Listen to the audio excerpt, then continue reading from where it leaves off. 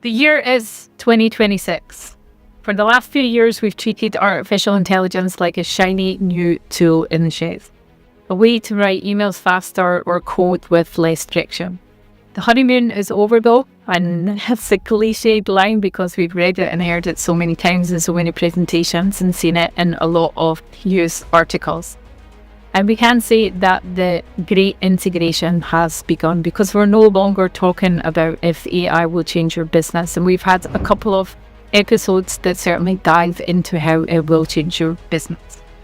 We're talking about whether your business model and your leadership style is even compatible with this new reality that we are embracing and we are creating together. The leaders who are winning today, they aren't just the ones who bought the most GPUs. They are the ones who realize that an AI-driven world actually demands more from the human spirit and not less. It demands a shift from extraction to regeneration, from silos to systems, and from efficiency at all costs to resilience by design. And today we're breaking down the roadmap, I'd say for possibly the next 24 months. So we're going to move past all of the hype into the hard architecture of the future. How do you lead when the machines are doing the thinking? They're doing more of it. But only humans can provide the soul. So before we dive in, don't forget to become part of our journey. Convergence is on track to become bigger, to be better, and we can only do it with your support. And we want you to be part of this journey. Faisal, you're still into it. I'm still into it. We spoke about the high-speed 2026 environment and we're going to go into more detail. But before, people like to understand who we are. So let's get a little bit into the personality. How do you spend the first hour in pure day? I try to meditate and take time for myself. I try to do the same thing when I go to sleep. And this is to kind of rebalance all the chaos that's going to break out rest of the day. Just to prepare, not rebalance, but balancing myself to prepare for the chaos that's going to come going forward. I wasn't always like this, right? So because I was like this typical, running from things to things, but I'm much more productive than I've ever been in my life because of that balance and allocating time. So balance comes through. So balance equates productivity. For me, absolutely. I do meditate, so. But mine is more in the sense of I like to release all of the craziness, to release and to switch off my mind. If we talk about regeneration, it's regenerative elements of you and I that we embrace in our own lifestyle. If we look at it from a leadership perspective, and again, we have touched upon it slightly, but not in depth, this is something that you personally feel is important going into 2026 for leaders from a leadership perspective. How do regenerative leadership principles differ from traditional models that we're familiar with? Sure. Look, sustainability, regenerative, these words has been around forever, right?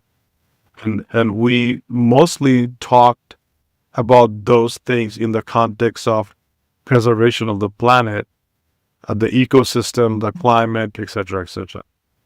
What is happening now because of AI, and this is actually not much talked about, if we keep going at this without really paying much diligent thought process, we've been talking about digital divide for a while now, right? But we're going to create an economic divide, and we're going to create an environment where we're going to be personally handing over our freedom to machines, right? A regenerative leader thinks about people first. That's really the point, before anything else, right?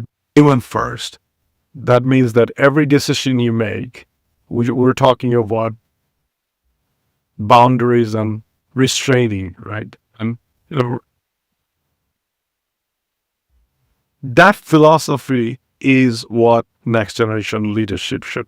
Just because you can doesn't mean you should. Because it will destroy you. Of course.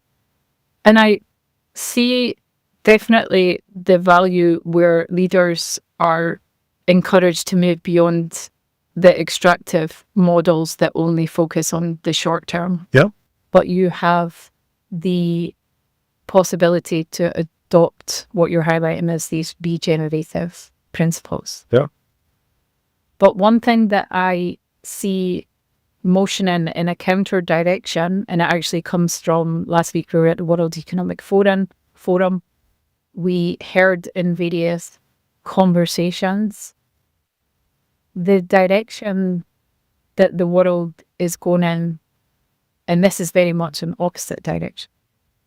If you look alone, in one of the statistics that I took away that was confirmation, because I know being a practitioner as well, that to build a foundational model, you need about 1 billion cash up front to build a proper foundational model. And also we're in an era where you have huge reliance on data intensity, infrastructure intensity, capital intensity. I then question, is it really possible in 26? And obviously we're positioning it as an importance. And importance is sometimes a subjective wish, but is it possible that leaders can change to become embracive of this regenerative leader approach? Look, you have to start somewhere, right? Yeah. And I mean, it's a really, it's a collective, look, whatever happens to the planet, it's the result of the collective behavior, right? But to your point, different leaders have a different opportunity and different responsibility and a lot of constraint, right? So to your point, because it takes $1 billion to build a foundational model, so 7, 8 top vendors own that now, Yeah. right? The bigger you are, the more powerful you are. And I mean, most of us actually have no say in it. So what happens in that scenario?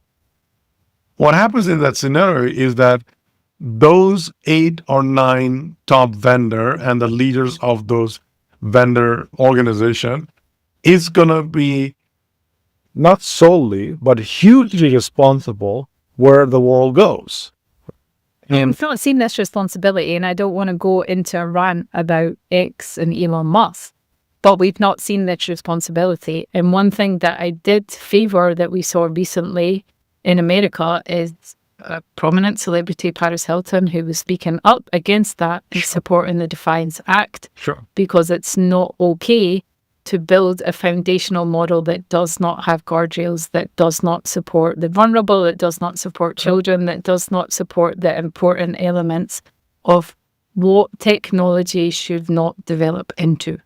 Yeah. So, and I don't want to take this in a negative tangent in the sense that because we are encouraging the necessity for this regenerative leadership, but there's so many signals that require the acknowledgement and the recognition that change has to happen at the moment before it's too late. So there's easy, which is not easy to execute, but we can all decide that we're not going to use any of this model. That's a choice, right? And if you do that, then those vendors are not going to have any customer. So we are equally part of the problem, not equally, but we are part of the problem because we're all using this, right? Unlike the climate change and unlike any other crisis we have seen, this probably is one of the most dangerous that we can probably encounter, right? It's like, imagine everybody having a nuclear warhead in your backyard, right? As we can because there's a regulation around it, right? But we don't have that for AI. So it's like a combination of corporation, government, and individual responsibility, what we do, what we don't do, what we use, and so on and so forth. But it's a very complex conversation. If you are a business leader or if you are a leader of any organization, you should be restraining yourself and thinking about the human impact. Human impact in terms of, what model you're using, why you're using it, how that impacts the environment, because we're building bigger and bigger data center. All that is interconnected, right? So there's an ecosystem impact that most people actually don't think about. And this relates to two elements, and it's two elements that you also highlight in what is required in a positive strategical alignment for 2026 and what organizations should prepare themselves for. Learning culture. And also fostering a culture of psychological safety. So learning cultural culture comes down to the basic requirement, and this is not only B2C in examples that we're talking about, but B2B. It is about this cultural shift that's necessary in an organization to really foster the experimental element that's necessary in innovation and research that powers innovation, but also making sure that there is iterative learning around what exactly is happening, why should you be informed, how can you inform yourself, and this is all very difficult. I mean, there's so many opportunities when tools are introduced, systems are introduced, where we're relying upon individuals that are responsible for change management or digitalization initiatives. And I think that they need to push a little bit harder to make sure that there is this honest recognition around we really have to enable a learning culture. Yeah. And also this psychological safety where employees have space to experiment, to fail. Also, look at that example of what is it called, Gork. I mean, and generating images, right? It only got stopped because many people spoke out. We're going to put by the paywall. That's not good enough. No, it's not good enough. So employees has to be feeling, they have to have that safety whereby they don't get punished for speaking out. Who's responsible for that though as well? Well, that's a very cultural thing, right? So, I mean, and the culture starts with the man or a woman who's top of the org chart. If I was in charge of Gore, there's no way in hell I would allow that to happen. Do you think that sometimes culture's an afterthought in organizations? And do you think that larger organizations consciously work on culture creation, or is it something that just comes organically? Do you build the culture or is a culture organically played? I think that you set a tone and then you have to practice to maintain that culture just like anything else, right? Because you forget why you started, what you started. You forget what was your core value. I mean, you can do this experimentation. You can go around and ask, what do we stand for? What are we trying to build? Who do we serve? Who do we service, right? Who and why do we do this, right? And how do we value each other's contribution? And you're probably going to get thousands of different answers. That tells you there's not a common understanding of the purpose and the value, which is the foundation of the culture, right? If you don't understand the purpose and the value, you cannot create a practice that makes up that organization. Right? So it requires practice, and it requires constant communication and reinforcement of that message to keep it together.